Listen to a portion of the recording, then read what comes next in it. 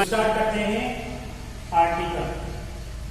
देखिए आर्टिकल आपके दो टाइप्स होते हैं, पहला होता है आपका डेफिनिट आर्टिकल और दूसरा होता है आपका indefinite article.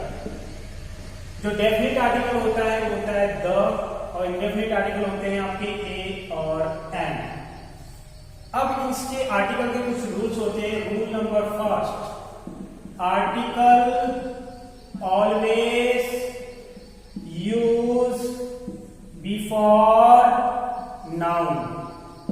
Rule number first, और हमेशा याद रखना आर्टिकल का यूज हमेशा नाउन के पहले होता है।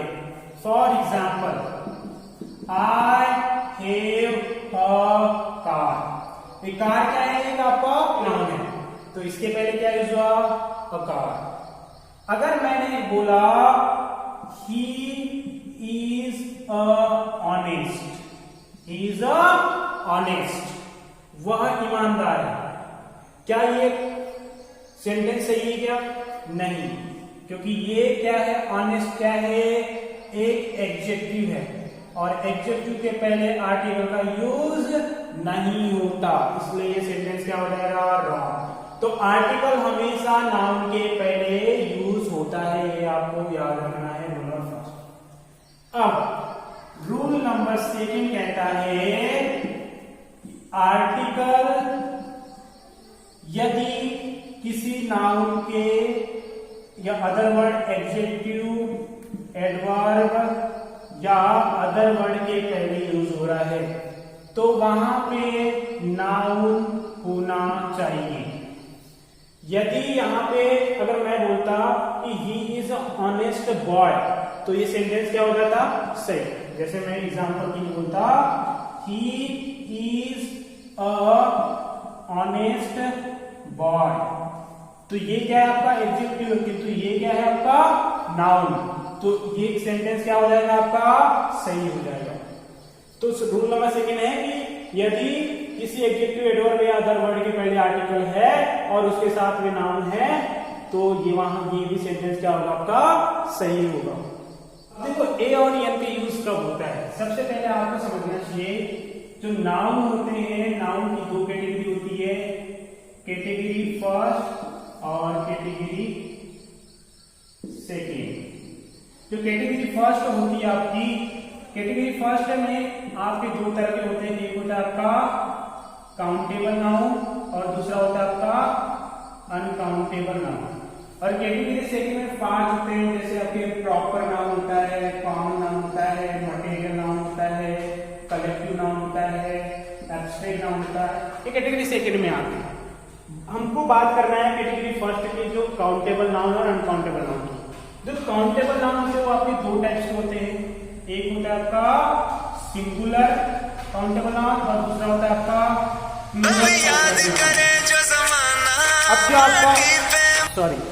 जो आपका काउंटेबल नाउन है, जैसे मैंने बोला पेन, तो पेन का क्या हो जाएगा? पेन्स। जैसे स्टूडेंट है, तो स्टूडेंट का क्या हो जाएगा? स्टूडेंट्स। जैसे मैंने बोला कार, तो कार का क्या हो जाएगा? कार्स। तो इस तरह सिंगुलर का क्या होता है? प्लूरल। और जैसे अनकाउंटेबल नाउन कैसे होते हैं? जैसे कि मैंने बोला एयर, हवा, हम हवा को गिन सकते हैं क्या? नहीं, इसलिए क्या है? Uncountable noun. इलेक्ट्रिसिटी, मैंने बोला सनरे, क्या हम इनको गिन सकते हैं क्या? नहीं, तो ये क्या होते हैं? Uncountable noun. तो हमेशा याद रखना ए और एन का यूज हमेशा सिंगुलर काउंटेबल नाउन्स के साथ होता है। तो किसके साथ होता है? हमेशा सिंगुलर काउंटेबल नाउन्स के साथ ए और एन का यूज होता है, ये आपको पता होना चाहिए। अगर मैं ऐसा बोल दूं कि I have a pens, I have a pens, तो ये सेंटेंस क्या हो जाएगा? रॉन्ग, क्योंकि पेन्स क्या हो गया? प्लूरल। और जबकि ए और एन का यूज किसके साथ होता है? सिंगुलर के साथ, क्योंकि ए और एन का मतलब ये होता है किसी एक या एक चीज के लिए यूज होता है। अब आपको समझना है पर्टिकुलर ए का यूज कब होता है और कैसे होता है। देखिए, जिस तरह हमारी इंग्लिश अल्फाबेट्स में 26 लेटर्स होते हैं, उस तरह हमारी हिंदी वर्णमाला में भी 52 अक्षर होते हैं, जिसमें से कुछ स्वर होते हैं और कुछ व्यंजन होते हैं। तो हिंदी वर्णमाला के जो व्यंजन होते हैं, कौन कौन से व्यंजन होते हैं? क, ख, ग से लेकर ज्ञानी तक के। यदि किसी एडजेक्टिव, एडवर्ब, नाउन का उच्चारण हिंदी वर्णमाला के व्यंजन से होता है तो उसके लिए आप ए का यूज करेंगे। उसके लिए आप ए का यूज करेंगे। समझ में आ रहा है? फॉर एग्जाम्पल, मैंने बोला आई हैव अ पेन। अब पेन को कह सकते हैं प में एक ही मात्रा, ए पेन। तो प पत्तंग का आया, तो हिंदी वर्णमाला का क्या है? ये व्यंजन। तो इसके आगे क्या आएगा? ए, है ना। जैसे मैंने बोला कार, तो कार के पहले क्या आएगा? अकार, है ना। समझ रहे हो? अब तक के हमने ए का यूज समझ लिया, अब हम एन का यूज समझते हैं। देखिए, एन का यूज कब होता है? यदि हिंदी वर्णमाला के किसी एडजेक्टिव, एडवर्ब या नाउन का उच्चारण उसके हिंदी वर्णमाला के स्वर से होता है। स्वर कौन कौन से होते हैं? अ, आ, ई से लेकर अ तक के। वैसे अ विसर्ग होता है, किंतु यदि हिंदी वर्णमाला के स्वर से किसी नाउन, एडजेक्टिव, एडवर्ब या अदर वर्ड का उच्चारण होता है तो उसके साथ आपको क्या यूज करना है? एन का यूज करना है। फॉर एग्जाम्पल, मैंने बोला अम्ब्रेला। क्या बोला? अम्ब्रेला। तो अम्ब्रेला, अम्ब्रेला के लिए क्या बोलेंगे? An umbrella. क्या होगा? An umbrella. उसी तरह मैंने बोला आवर, तो आवर के साथ क्या आएगा? एन आवर, क्योंकि अम्ब्रेला के पहले अम्ब्रेला इस तरह लिख लेते हैं, तो हिंदी वर्णमाला का क्या है? ओ स्वर। उसी तरह आवर भी किस लिखते हैं? आवर।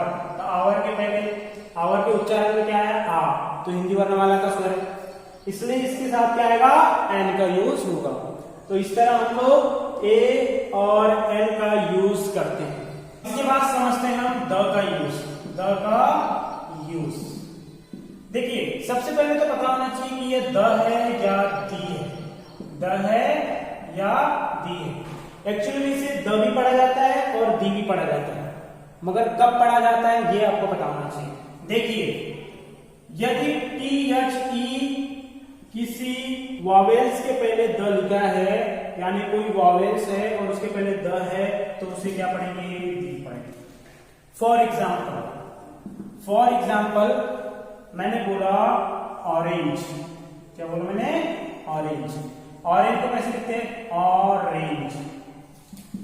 तो ऑरेंज के लिए आया, तो इसे क्या पढ़ेंगे? The orange. क्या पढ़ेंगे?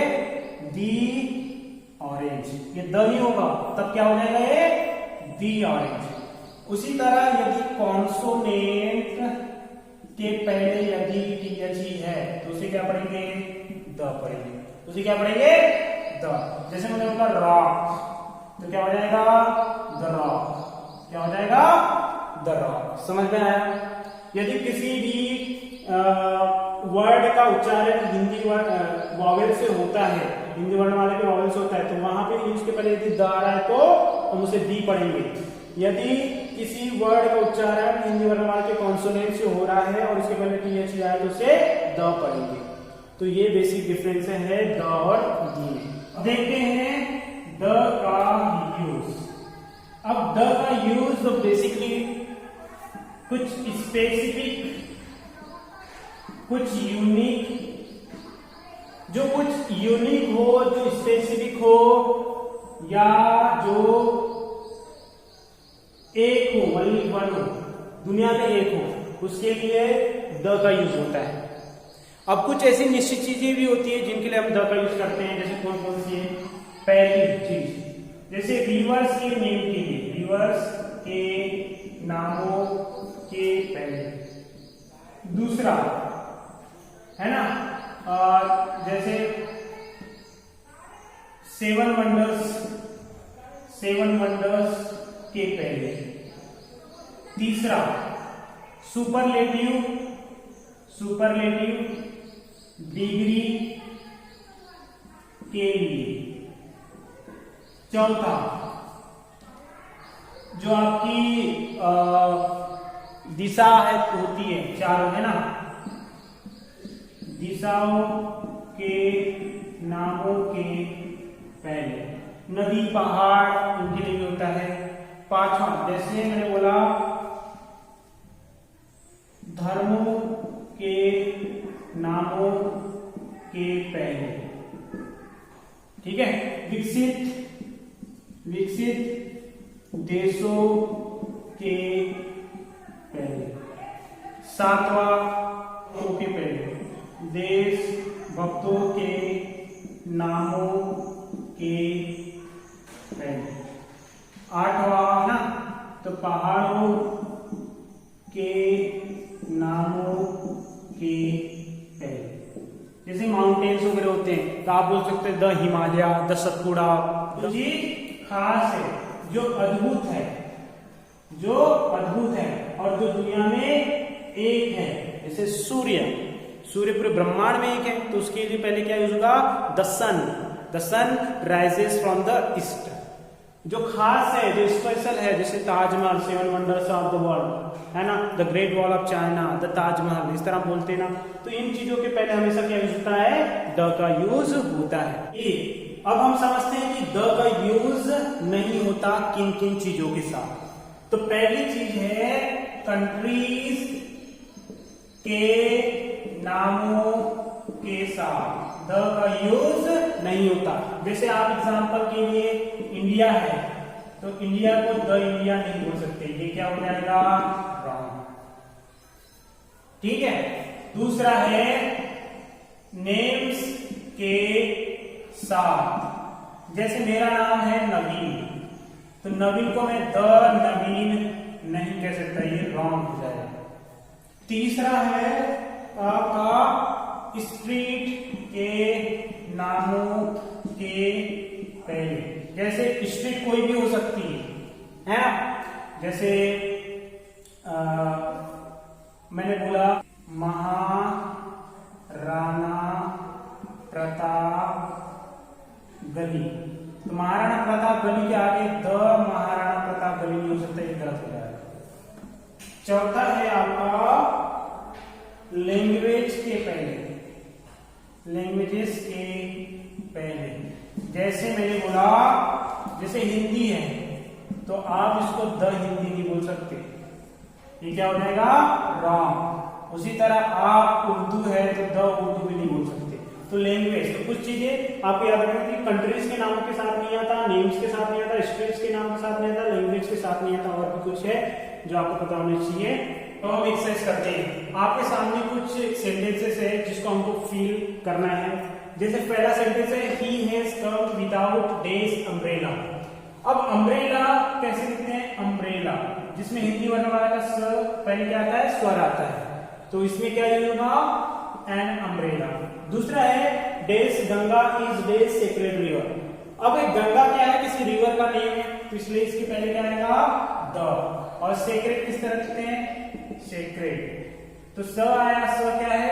हिंदी वर्णमाला का व्यंजन, इसलिए इसके आगे क्या आ जाएगा? अ सेक्रेड रिवर। तीसरा सेंटेंस है which is days largest river in India.